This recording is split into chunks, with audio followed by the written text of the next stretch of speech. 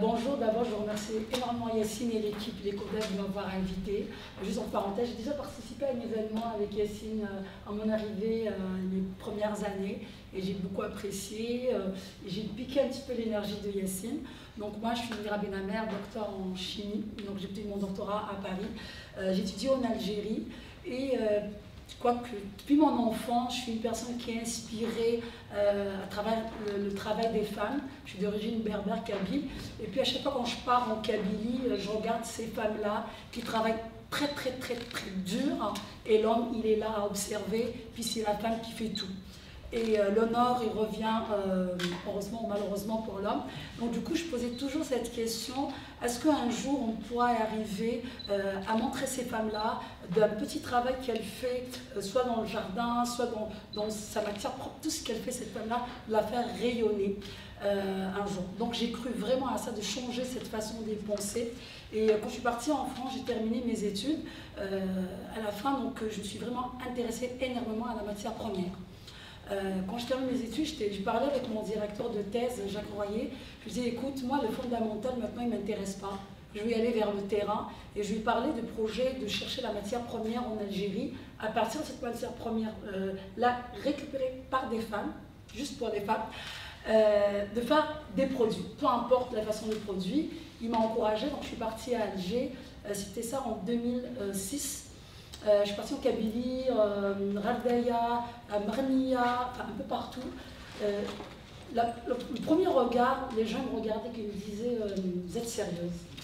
Vous cherchez, surtout à Marnia, j'ai pris une équipe de recherche avec moi, c'était au laboratoire pour analyser la roche, la matière, et puis il y avait un monsieur avec sa femme, il dit écoutez madame, prenez là, c'est gratuit, prenez ce que vous voulez. C'était le Rassoul.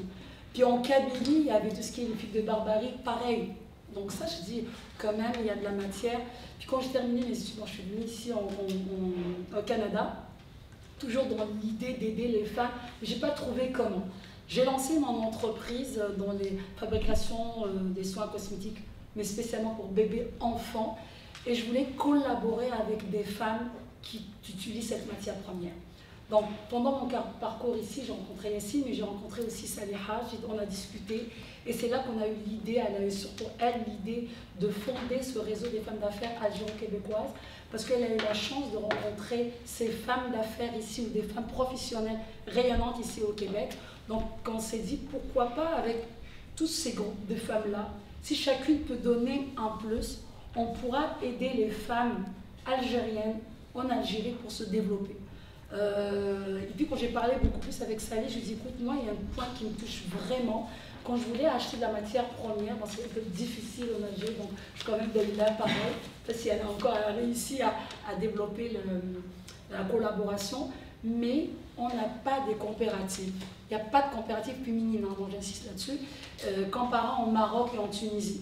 Je prends l'exemple de Zora Cosmétique, où j'ai eu l'occasion de discuter avec la fondatrice. Elle est partie à Agadir, juste pour le tourisme, puis elle a vu des femmes qui faisaient l'argan, et elle leur a expliqué c'est quoi le bienfait de l'argan. La fille, elle a tout de suite capté là-dessus, elle s'est dit waouh, il n'y a pas ça au Québec. Puis elle est venue, elle a fait tout un projet, elle a signé un contrat exclusif avec ces femmes, des coopératives, ils sont 13 femmes, elle leur a dit écoutez, moi faites-moi l'huile, le reste c'est moi qui vais me mettre. Et là maintenant, la compagnie Zora Cosmétique, ça fait 10 ans qu'elle existe, et elle travaille avec ces femmes-là. Puis je me posais la question, pourquoi pas nous? Il y a des femmes, bon, les femmes c'est à Digne, à Alger, à Tlemcen, à Constantine, ça va, ils ont la technologie, ils ont tout ça, mais moi, mon énergie, dans ce que j'arrive pas à dire à Sally, de vraiment faire sortir ces femmes-là, les femmes rurales, Tamaras, Tarajdeya, il y a plein de ces femmes-là, je veux que demain, ils vont voir leur place. Et selon les statistiques que j'ai regardées, je peux vous les donner, d'ailleurs c'est encourageant, mais pas assez. Il y a beaucoup de femmes entrepreneurs en Algérie, c'est bien, ça a augmenté de 23% ces dernières années, mais dans le rapport de ces NRC, ils disent toujours que dans les endroits ruraux, perdus, ben ces femmes-là, elles ne sont pas connues. Elles font du travail, mais elles ne sont pas valorisées. Donc c'est ça notre mission qu'on vous transmet. Parfait, merci beaucoup. On va y revenir.